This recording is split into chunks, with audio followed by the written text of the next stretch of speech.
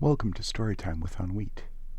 This is a podcast of fairy tales for adults that contains only this story. No fancy background music, or animations, or ensemble casts. Just a story read for you, just like Mom, Dad, Grandma, or Grandpa used to read to us little kids to get us to quiet down and go to bed. But these aren't the clean and tidy stories that get told nowadays by big companies that need to keep everything sanitary. Stories where the bad guys never hurt anyone. These are stories that were collected and published back before modern fandangles were even a dream, like the internet, television, cars, or even electricity.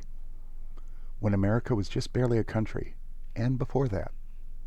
When the world was a very different place, and "Here be dragons" might still be written on the edge of a map or two. On the other hand, these stories are from a time when people divided themselves into acceptable and unacceptable groups by color and gender and expectations, and drove some very hateful ideals. These stories do not embody those ideals.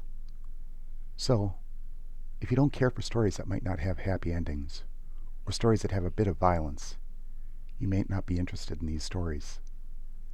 If you're still hanging around, please, get cozy. Find yourself a nice beverage and a comfy chair, and snuggle in. Because I'm on wheat, and it's time to tell a story. The first story is Cinderella.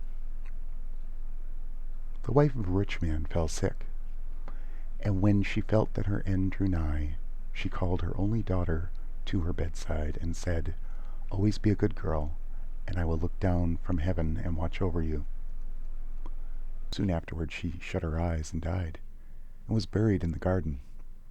And the little girl went every day to her grave and wept, and was always good and kind to all about her. The snow spread a beautiful white covering over the grave, but by the time the sun had melted it away again, her father had married another wife. This new wife had 2 daughters of her own. They were fair in face, but foul at heart, and it was now a sorry time for the poor little girl. "What does the good-for-nothing want in the parlor?" said they, and they took away her fine clothes, and gave her an old frock to put on, and laughed at her, and turned her to the kitchen. Then she was forced to do hard work, to rise early before daylight, to bring the water, to make the fire, to cook, and to wash. She had no bed to lie down on, but was made to lie by the hearth among the ashes, and they called her Cinderella. It happened once that her father was going to the fair, and asked his wife's daughters what he should bring them. "Fine clothes," said the first. "Pearls and diamonds," said the second. "Now, child," said he to his own daughter, "what will you have?"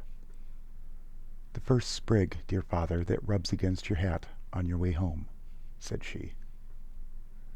Then he brought for the 2 the fine clothes and pearls and diamonds they had asked for. And on his way home, as he rode through the green copse, a sprig of hazel brushed against him. So he broke it off, and when he got home he gave it to his daughter. Then she took it and went to her mother's grave and planted it there, and cried so much that it was watered with her tears. And there it grew and became a fine tree, and soon a little bird built its nest upon the tree, and watched over her, and talked with her, and brought her whatever she wished for. Now it happened that the king of the land held a feast, which was to last 3 days, and out of those who came to it his son would choose a bride for himself, and Cinderella's 2 stepsisters were asked to come. So they called Cinderella and said, "Now, comb our hair, brush our shoes, and tie our sashes for us, for we are going to dance at the king's feast." Then she did as she was told, but when all was done she could not help crying, for she thought to herself she would have liked to go to the dance too, and so she begged her stepmother to let her go.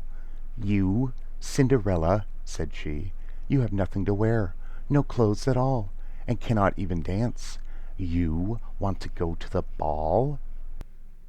And when Cinderella kept begging to get rid of her at last, her stepmother said, "I will throw this basin of peas into the ash heap, If you have picked them all out in 2 hours' time, you shall go to the feast too."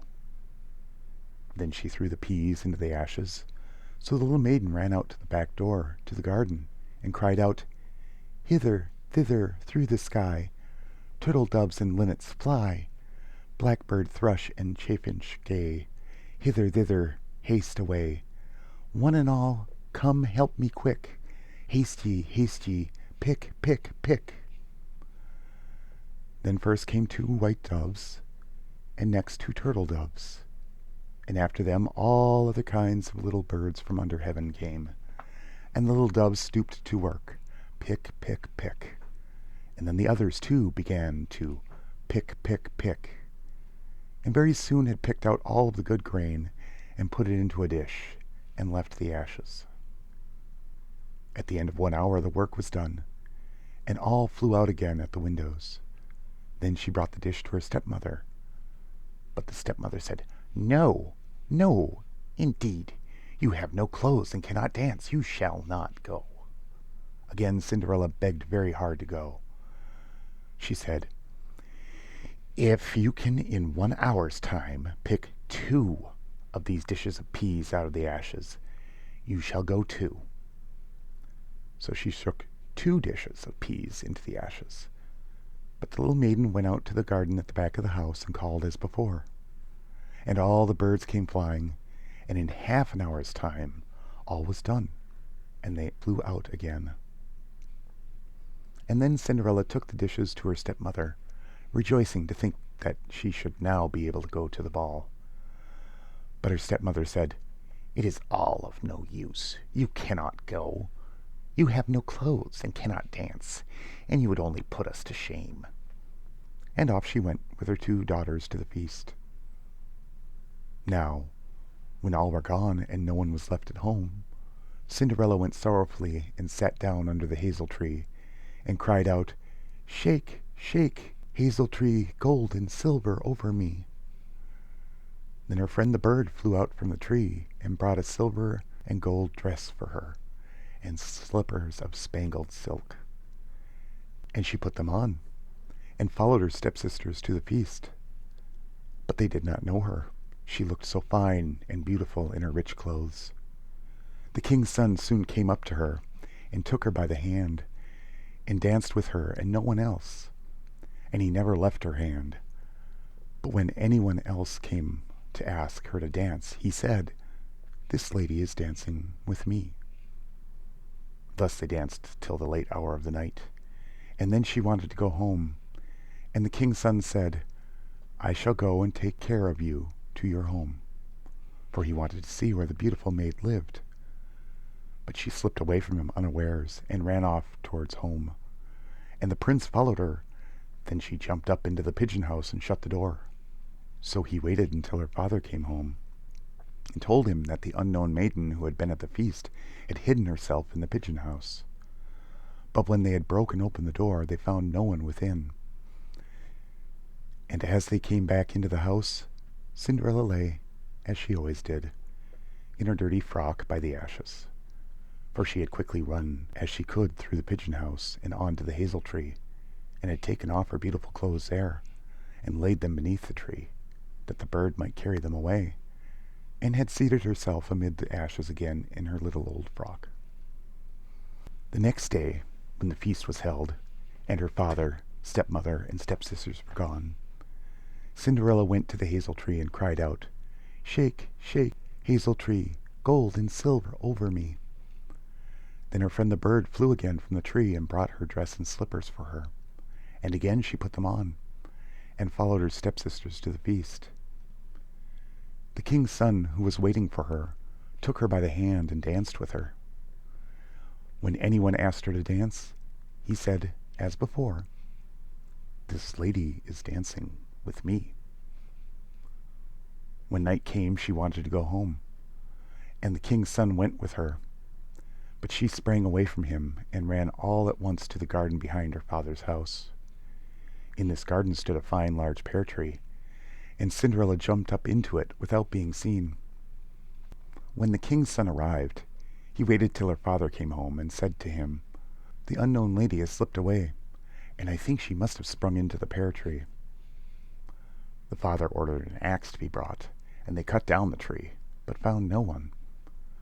When they came back into the kitchen, there lay Cinderella, in the ashes as usual, for she had slipped down the other side of the tree, and carried her beautiful clothes back to the bird at the hazel tree, and then put on her little old frock. The third day, when the father and stepmother and stepsisters were gone, she went into the garden and said, "Shake, shake, hazel tree, gold and silver over me." Then her friend, the bird, brought the dress, still finer than the last, and slippers which were all of gold. At the feast, the king's son danced with her alone, and when anyone else asked her to dance, he said, "This lady is my partner." Now when the night came, she wanted to go home, and the king's son would go with her, but she managed to slip away, though in the hurry she dropped her left gold slipper upon the stairs. So the prince took the shoe, and went the next day to the king, his father, and said, "I will take for my wife the lady that this golden shoe fits." Then both sisters were overjoyed to hear this, for they had beautiful feet, and had no doubt that they could wear the golden slipper. The eldest went first into the room where the slipper was, and wanted to try it on, and the mother stood by, but her big toe would not go into it, and the shoe was altogether much too small for her. Then the stepmother said, "Never mind, cut it off. When you are queen, you will not care about toes. You will not want to go on foot." So the silly girl cut her big toe off, and squeezed the shoe on, and went to the king's son. Then he took her for his bride, and rode away with her. But on their way home they had to pass by the hazel tree that Cinderella had planted, and there sat the little dove on the branch, singing, back again, look to the shoe. The shoe is too small and not made for you. Prince, prince, look again for thy bride, for she's not the true one that sits by thy side." Then the prince looked at her foot, and saw by the blood that streamed from it what a trick she had played. So he brought the false bride back to her home, and said, "This is not the right bride. Let the other sister try and put on the slipper." Then the stepsister went into the room, and got her foot into the shoe, all but the heel, which was too large. But her mother squeezed it in until blood came, and took her to the king's son, and he rode away with her. But when they came to the hazel tree, the little dove sat there still, and sang, back again, look to the shoe. The shoe is too small and not made for you. Prince, prince, look again for thy bride, for she's not the true one that sits by thy side." Then the king's son looked down, and saw that the blood that streamed from the shoe. So he brought her back again also. "This is not the true bride," said he to the father. "Have you no other daughters?" Then Cinderella came, and she took her clumsy shoe off, and put on the golden slipper, and it fitted as if it had been made for her. And when he drew near and looked at her face, the prince knew her, and said, "This is the right bride." Then he took Cinderella on his horse, and rode away. And when they came to the hazel tree, the white dove sang, "Prince, prince, take home thy bride, for she is the true one to sit by thy side." End. The next story is Fundvogel, Found Bird. There was once a forester who went into the forest to hunt, and as he entered it he heard a sound of screaming as if there were a little child. He followed the sound, and at last came to a high tree, and at the top of this a little child was sitting, for the mother had fallen asleep under the tree with the child, and a bird of prey had seen it in her arms, and had flown down, snatched it away, and set it on the high tree. The forester climbed up, brought the child down, and thought to himself, "You will take him home with you, and bring him up with your Lena." He took it home, therefore, and the two children grew up together, and the one he had found in a tree was called Fundvogel, because a bird had carried it away. Fundvogel and Lena loved each other so dearly that when they did not see each other they were sad. Now the forester had an old cook, who one evening took 2 pails and began to fetch water. It did not go once, but many times, out to the spring. Lena saw this and said, "Listen, old Sanna, why are you fetching so much water?" "If you will never repeat it to anyone, I will tell you why." So Lena said no, she would never repeat it to anyone, and the cook said, "Early tomorrow morning, when the forester is out hunting, I will heat the water, and when it is boiling in the kettle, I will throw in Fundvogel, and I will boil him in it." Early next morning the forester got up and went out hunting, and when he was gone the children were still in bed. Then Lena said to Fundvogel, "If you will never leave me, I too will never leave you." Fundvogel said, "Neither now nor ever will I leave you."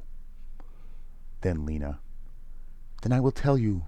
Last night old Sanna carried so many buckets of water into the house that I asked her why she was doing that, and, if I promised not to tell anyone, she told me that early tomorrow morning, when Father was out hunting, she would set the kettle full of water, throw you into it, to boil you.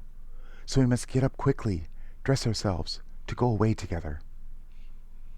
The 2 children therefore got up, dressed themselves quickly, and went away. When the water in the kettle was boiling, the cook went to the bedroom to fetch Fundvogel and throw him in. But when she saw the beds, both children were gone. Then she was terribly alarmed, and she said to herself, "What shall I say now, when the forester comes home and sees that the children are gone? They must be followed instantly to get them back." Then the cook sent 3 servants after them, who were to run and overtake the children. The children, however, were sitting outside the forest, and when they saw them from afar, the 3 servants running, Lena said to Fundvogel, "Never leave me, and I will never leave you."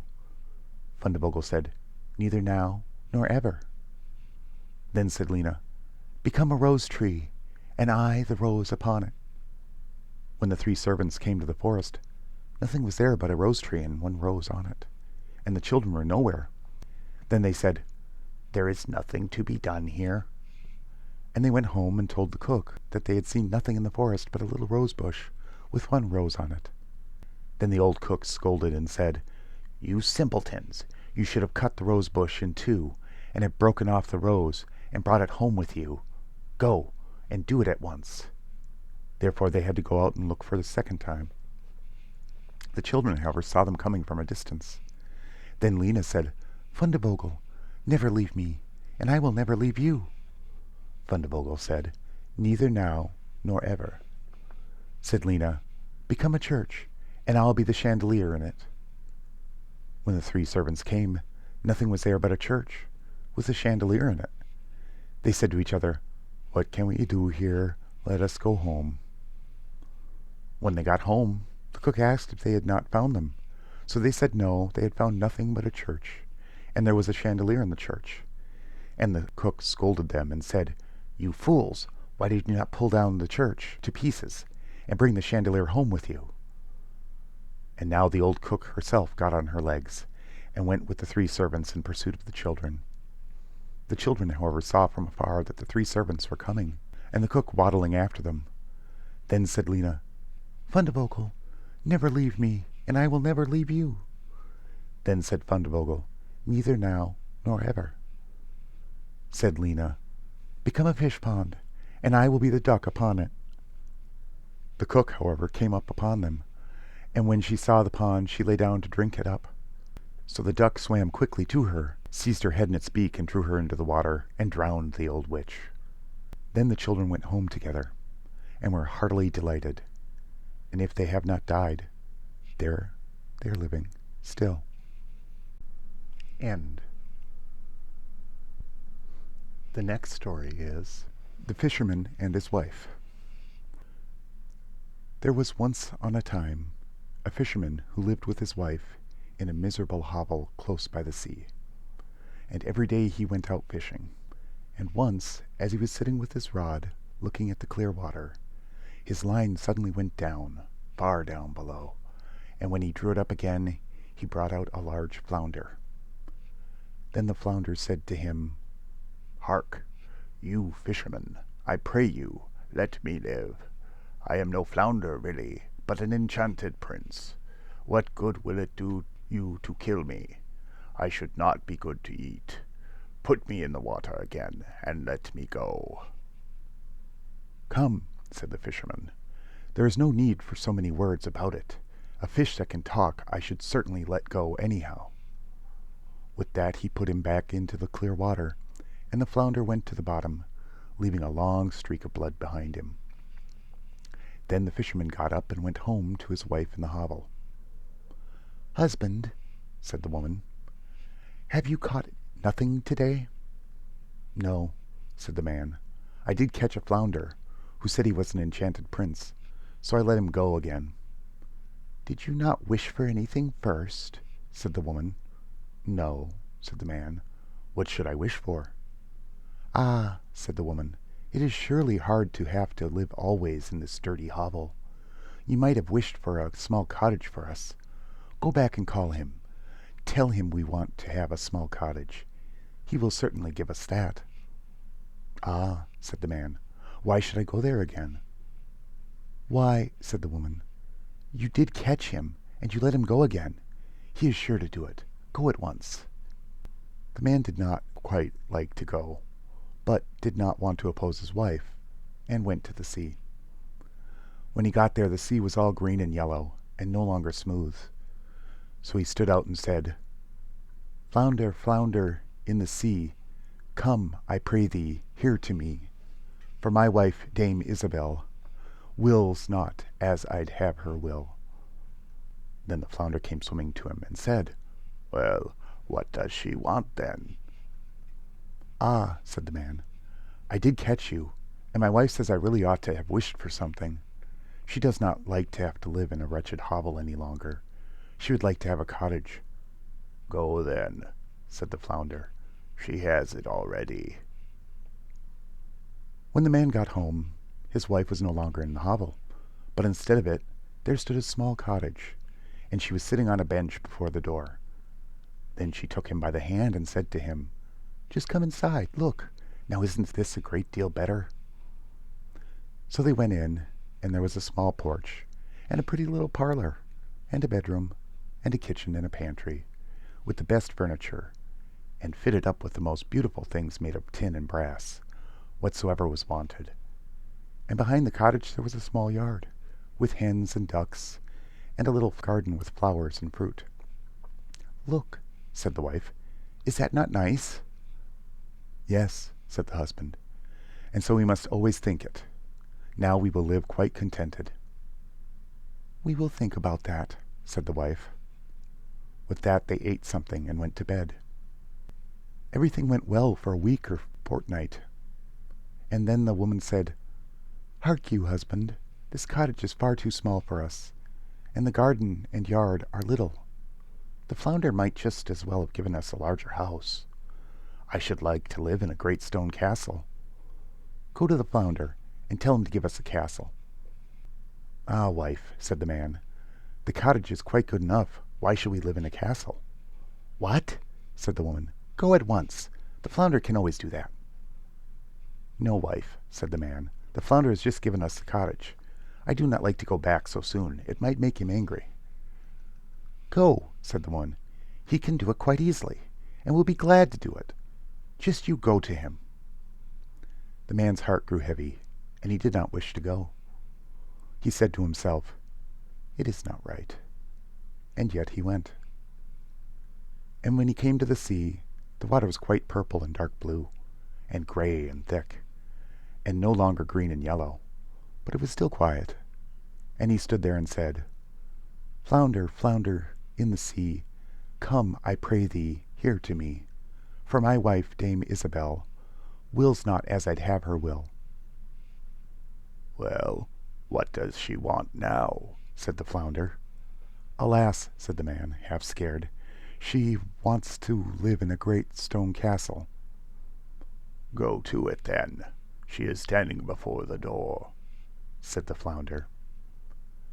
Then the man went home, and when he got there he found a great stone palace, and his wife was just standing on the steps going in. She took him by the hand and said, "Come in." So he went with her, and in the castle was a great hall paved with marble, and many servants who flung wide the doors. The walls were all bright with beautiful hangings, and in the rooms were chairs and tables of pure gold. Crystal chandeliers hung from the ceiling, and all the rooms and bedrooms had carpets. Food and wine of the very best kind were standing on all the tables, so that they nearly broke down beneath it. Behind the house, too, there was a great courtyard, with stables for horses and cows, and the very best of carriages. There was a magnificent large garden, too, with the most beautiful flowers and fruit trees, and a park quite half a mile long, in which were stags, deer, and hares, and everything that could be desired. "Come," said the woman, "isn't that beautiful?"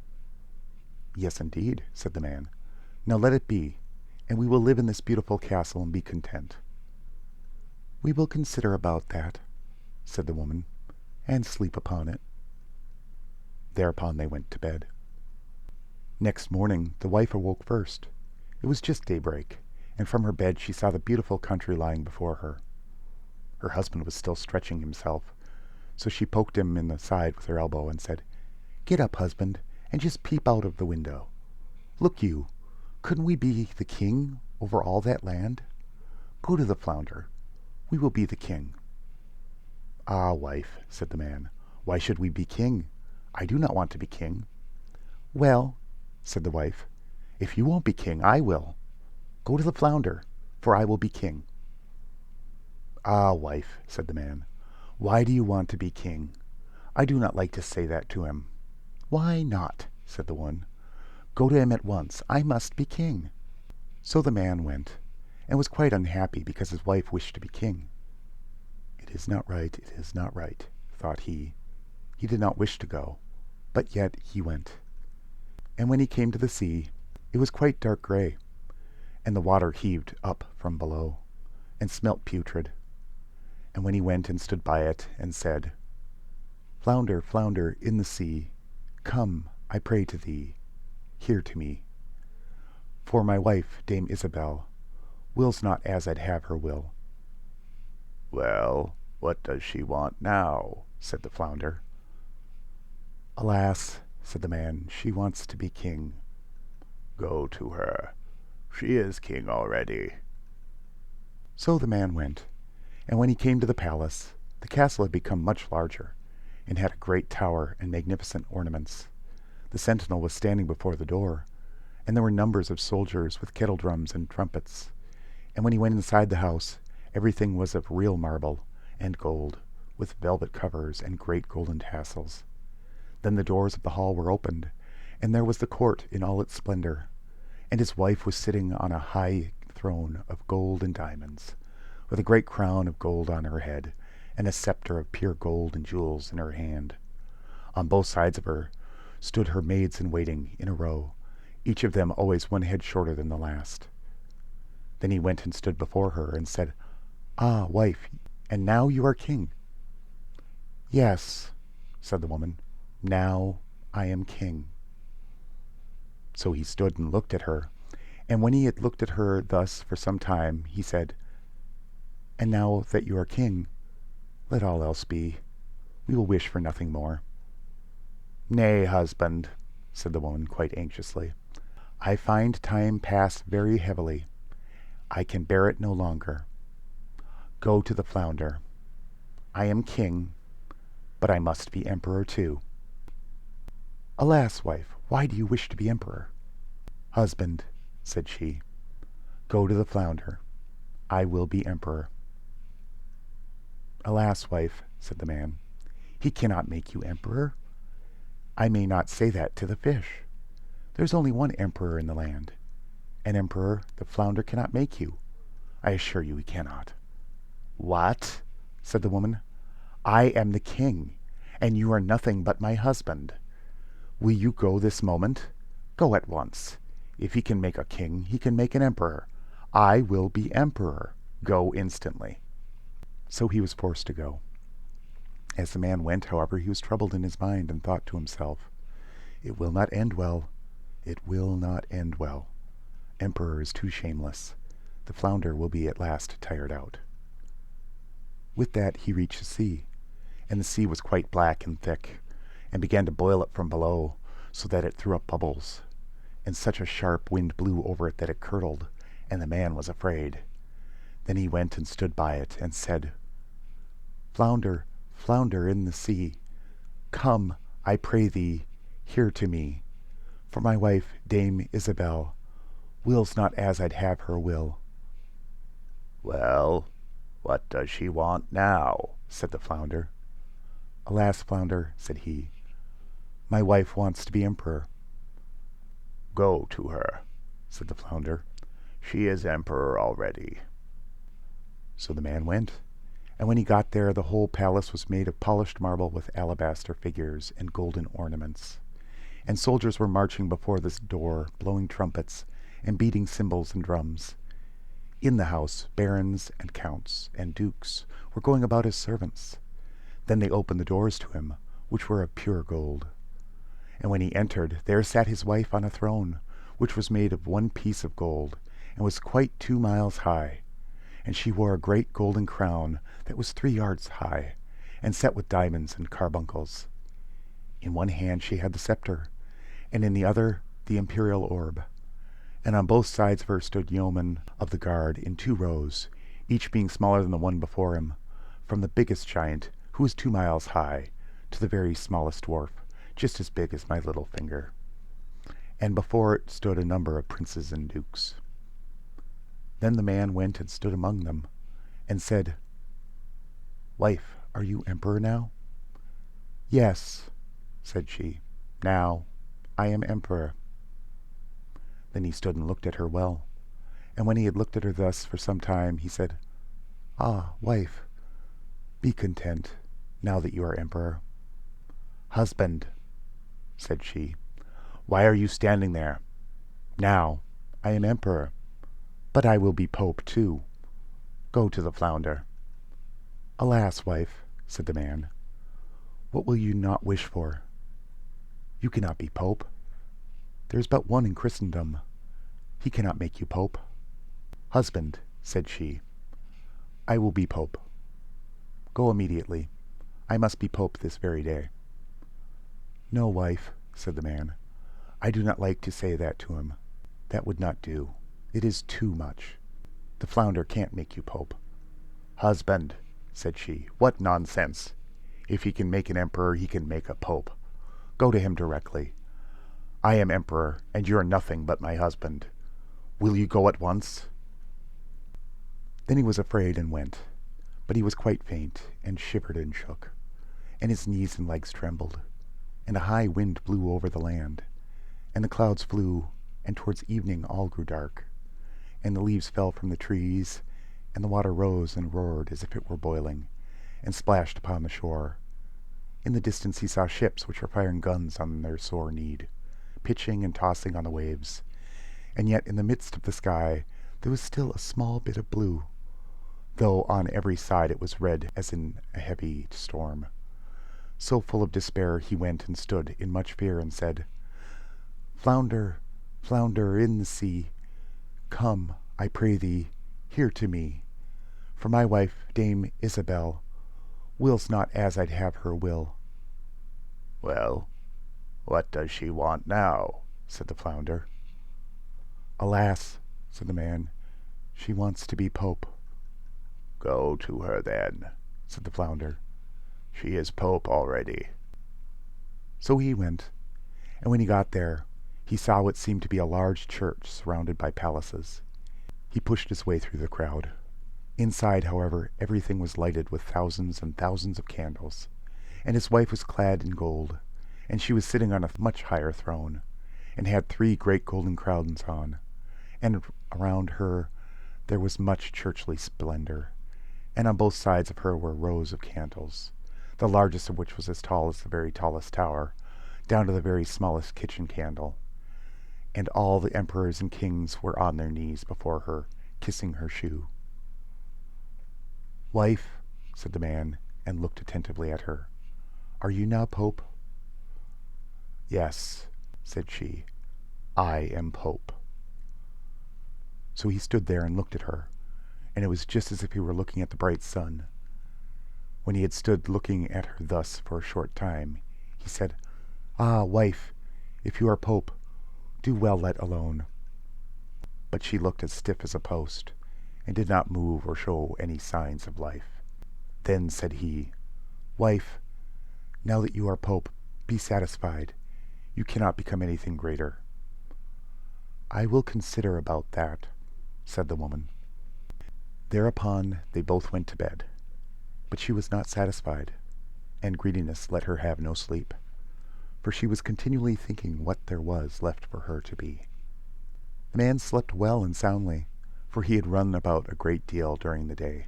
But the woman could not fall asleep at all, and flung herself from one side to the other the whole night through, thinking that more was left for her to be, unable to call to mind anything else. At length the sun began to rise, and when the woman saw the red of dawn, she sat up in bed and looked at it. And when, through the window, she saw the sun rising, she said, Cannot I, too, order the sun and moon to rise? Husband, said she, poking him in the ribs with her elbows, wake up, go to the flounder, for I wish to be even as God is. The man was still half asleep, but he was so horrified that he fell out of bed.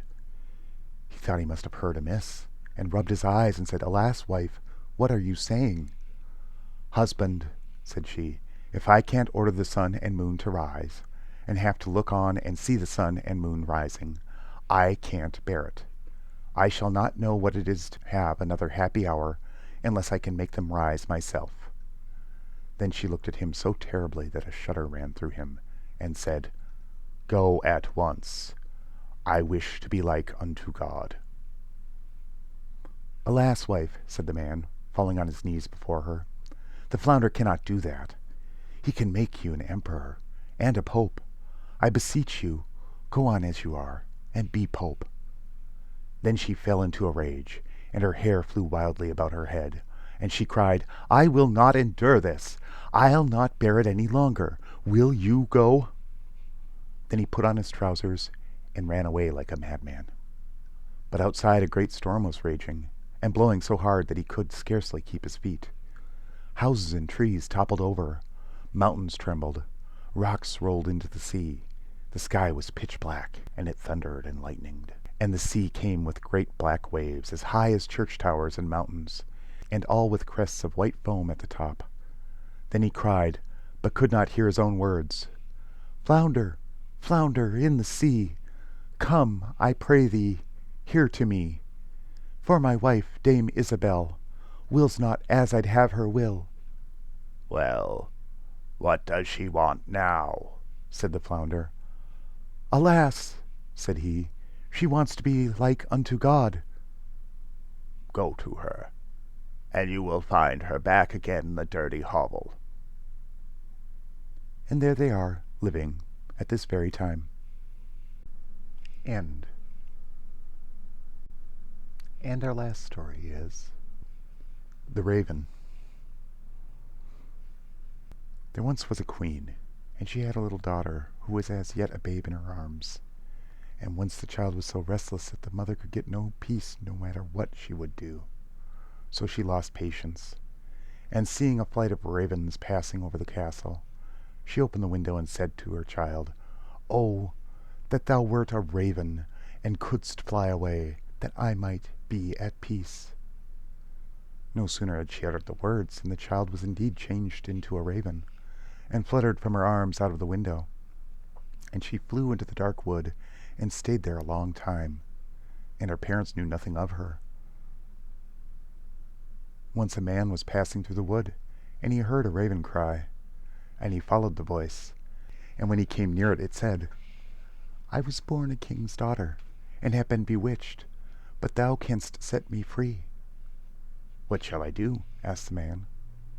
Go deeper into the wood, said she, and thou shalt find a house, and an old woman sitting in it. She will offer thee meat and drink, but thou must take none. If thou eatest or drinkest, thou fallest into a deep sleep, and canst not set me free at all. In the garden behind the house is a big heap of tan. Stand upon that and wait for me. 3 days, at about the middle of the day, shall I come to thee in a car, drawn by 4 white horses the first time, by 4 red ones the second time, and lastly by 4 black ones. And if thou art not waking but sleeping, thou failest to set me free." The man promised to do all that she had said. "But ah," cried she, "I know quite well I shall not be set free of thee.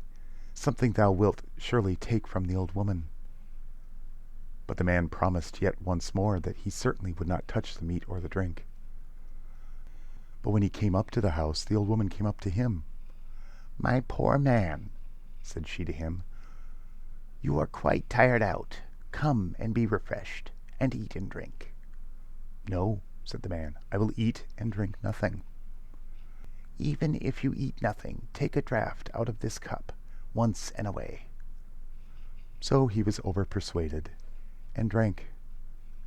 In the afternoon, about 2 o'clock, he went out to the garden to stand upon the tan heap and wait for the raven. As soon as he stood there, he felt all at once so tired that he could bear it no longer, and laid himself down for a little, but not to sleep. No sooner had he stretched at length than his eyes closed of themselves, and he fell asleep, and slept so sound as if nothing in the world could awaken him. At 2 o'clock came the raven in the car, drawn by 4 white horses. But she was sad, knowing already that the man would be asleep, and so, when she came into the garden, there he lay sure enough. And she got out of the car, and shook him, and called to him, but he did not wake. The next day at noon the old woman came and brought him meat and drink, but he would take none. But she left him no peace, and persuaded him until he took a draught out of the cup. About 2 o'clock he went to the garden to stand upon the tan heap and wait for the raven. But he was overcome with so great a weariness that his limbs would no longer hold him up, and whether he would or no, he had to lie down, and he fell into a deep sleep. And when the raven came up with her 4 red horses, she was sad, knowing already that the man would be asleep. And she went up to him, and there he lay, and nothing would wake him. The next day the old woman came and asked him what was the matter with him, and if he wanted to die, that he would neither eat nor drink. But he answered, "I neither can nor will eat and drink." But she brought the dishes of food and cups of wine and placed them before him, and when the smell came into his nostrils, he could not refrain, but took a deep draught. When the hour drew near, he went to the garden and stood on the tan heap to wait for the king's daughter. As time went on, he grew more and more weary, and at last he laid himself down and slept like a stone. At 2 o'clock came the raven with the 4 black horses, and the car was all black, and she was sad, knowing already that he was sleeping and would not be able to set her free.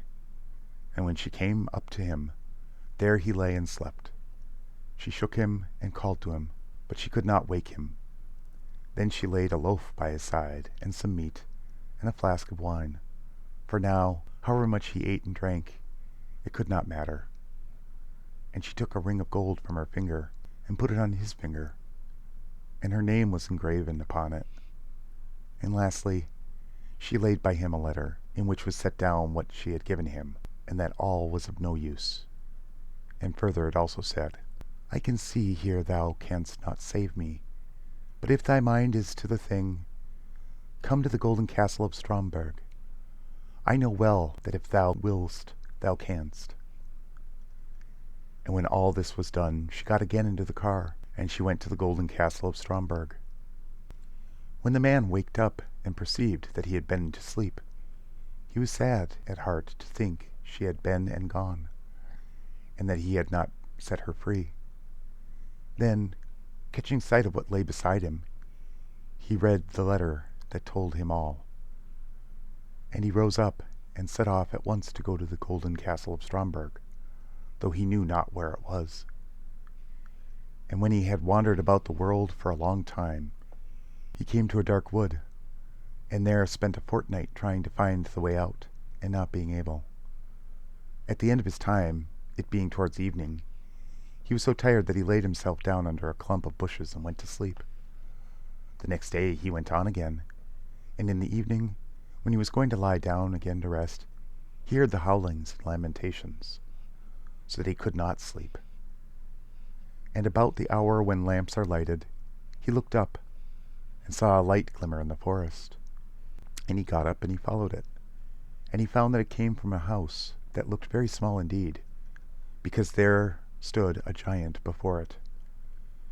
And the man thought to himself that if he were to try to enter, and the giant were to see him, it would go hard, and he should lose his life. At last he made up his mind and walked in, and the giant saw him. "I am glad thou art come," said he. "It is now a long time since I have had anything to eat. I shall make a good supper of thee." "That may be," said the man, "but I shall not relish it. Besides, if thou desirest to eat, I have somewhat here that may satisfy thee." "If that is true," answered the giant, "thou mayest make thy mind easy. It was only for want of something better that I wished to devour thee." Then they went in and placed themselves at the table, and the man brought out the bread, meat, and wine in plenty. "This pleases me well," said the giant, and he ate to his heart's content. After a while the man asked him if he could tell him where the golden castle of Stromberg was. "I will look on my land chart," said the giant, "for on it all towns and villages and houses are marked." So he fetched the land chart, which was in his room, and sought for the castle, but it was not to be found. "Never mind," said he. "I have upstairs in the cupboard much bigger maps than this. We will have a look at them." And so they did, but in vain. And now the man wanted to pursue his journey, but the giant begged him to stay a few days longer until his brother, who had gone to get in store of provisions, should return. When the brother came, they asked him about the golden castle of Stromberg. "When I have had time to eat a meal and be satisfied, I will look at the map." That being done, he went to his room with them, and they looked at his maps, but he could find nothing. Then he fetched other maps, and they never left off searching until they found the golden castle of Stromberg. But it was many thousands miles away. "How shall I ever get there?" said the man. "I have a couple of hours to spare," said the giant, "and I will set you on your way. But I shall have to come back and look after the child that we have in the house with us." Then the giant bore the man until within about 100 hours' journey from the castle, and saying, "You can manage the rest of the way by yourself," he departed. And the man went on day and night, until at last he came to the golden castle of Stromberg. It stood on a mountain of glass, and he could see the enchanted princess driving round it and then passing through the gates. He was rejoiced when he saw her, and began at once to climb the mountain to get to her, but it was so slippery. As fast as he went, he fell back down again. And when he saw this, he felt he should never reach her, and he was full of grief, and resolved at least to stay at the foot of the mountain and wait for her. So he built himself a hut, and sat there and waited a whole year, and every day he saw the princess drive round and pass in, and was never able to reach her. One day he looked out of the hut, and saw 3 robbers fighting, and he called out, "Mercy on us!" Hearing a voice, they stopped for a moment, but went on again beating one another in a dreadful manner. And he cried out again, "Mercy on us!" They stopped and listened and looked about them, and then went on again. And he cried out a 3rd time, "Mercy on us!" And then, thinking he would go and see what was the matter, he went out and asked them what they were fighting for.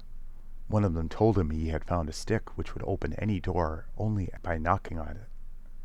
The second said he had found a cloak which, if put on, made him invisible. The third said he was possessed of a horse that would ride over everything, even the glass mountain. Now they had fought because they could not agree whether they should enjoy these things in common or separately. "Suppose we make a bargain," said the man. "It is true I have no money, but I have other things yet more valuable to exchange for these. I must, however, make a trial of them beforehand, to see if you have spoken truth concerning them." So they let him ride the horse, and put the cloak around him, and they gave him the stick to his hand.